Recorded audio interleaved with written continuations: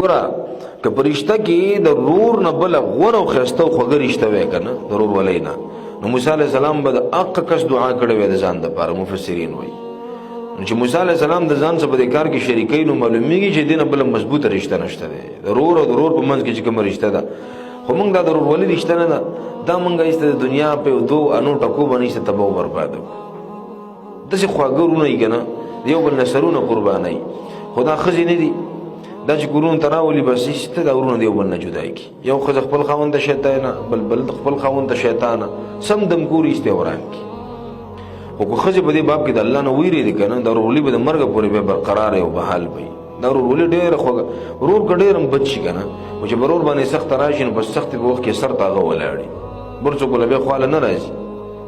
دا ښه رشته ده، خوږه رشته ده، په دې باندې د بنده مټ مضبوطي، ملای به مضبوطی. ځکه خو موسی علیه السلام دعا کړې ده، الله زما ورور په دې کار کې شریک کړه.